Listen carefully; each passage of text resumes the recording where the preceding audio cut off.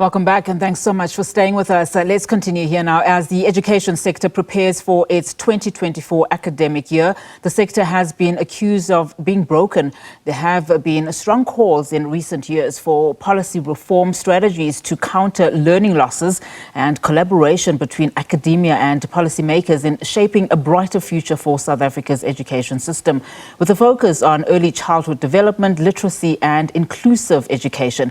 We're now joined by Paul Esterhuizen. He is the School Days CEO, to chat a little bit further on this. Paul, thank you so much for your time this afternoon. Now, you've noted, several trends that are most likely to have an impact on education in the year ahead. Let's start with the impact of budget cuts, on education, just given the expenditure in this sector and how the importance of efficient resource allocation is going to be. Yeah, Nati, good evening, and to all your viewers and listeners out there, Christmas Eve. What a time to be sitting back and relaxing. And it's a wonderful time of the year because we have the opportunity to be looking back and reflecting on a year, and then we're filled with hope for the year ahead. And many of us are not filled with that hope. And the education sector, for me, a fascination in our world of school days. And just at the outset, I wonder if anyone could contemplate right now how many school days there are for a learner, a child at school, in the next year that lie ahead for them. There are, in fact, 365 calendar days, we know, but on the school calendar, we have 200 school days, 200 days in which teachers are given the opportunity to teach into our lives the curriculum as it's been set, struggling with budget cuts. The reality is that the Auditor General has actually flagged that the Department of Education is wasting some 5.7 billion rands worth of budget allocation by not getting it to the effective areas of reach. So inevitably you cut the budget, but the impact and the knock-on of that budget cut in areas where it is being wasted is then felt and actually amplified in the schools that are doing very well, because they get less of the budget allocation, and that then puts their own resources under stress. And from that, and we were looking at emerging trends and trends that have continued through 2023 and look as if they're set to continue into next year. The budget cut is a critical one because it puts our school system under pressure with resourcing adequately into the classrooms.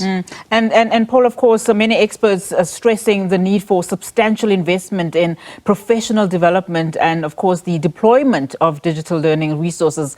With the looming crisis of an aging teacher population and, the poor education outcomes, that's one of the trends that you've also noted. Just talk to us about where should the focus be? So the trend and the rhetoric around the trend is that we've got so many teachers, and it continues to grow over the age of 50.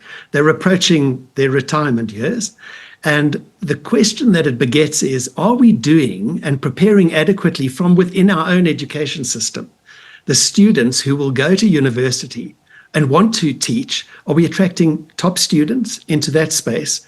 And are we encouraging them to have a career path in education? The answers that we've seen and the qualified research that's come from Stellenbosch University, the Oppenheimer Memorial Trust, who've really taken a deep dive into understanding what these numbers are telling us that no, we've got an aging, retiring population of teachers, and we are not actually adequately filling those gaps that are coming through underneath that. Just talk to us about the Bella bill to face increased scrutiny. You, of course, are seeing that this is going to, take up a lot of time in terms of debates around the effectiveness. Yes, so Unati, whenever we have any kind of legislation that's promulgated and about to be launched, it will obviously have detractors and it will obviously have those who are the proponents of it. Before we just get into that political thing, there's one major trend for me that's very disturbing, and I think it speaks to the heart of your viewers. It speaks to our communities. It speaks to you and I as South Africans. It's the commitment that we're failing on for our families to be actually meeting the commitment to pay school fees.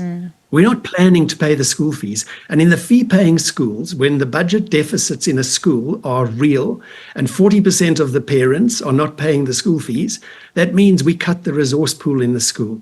So before we get to that Bella bill, we're just looking at this trend of the us not meeting our commitments. I put a child in a school. I understand there's a school fee to pay, and then other priorities come in, and I know we're under financial stress, but we're not paying the school fees.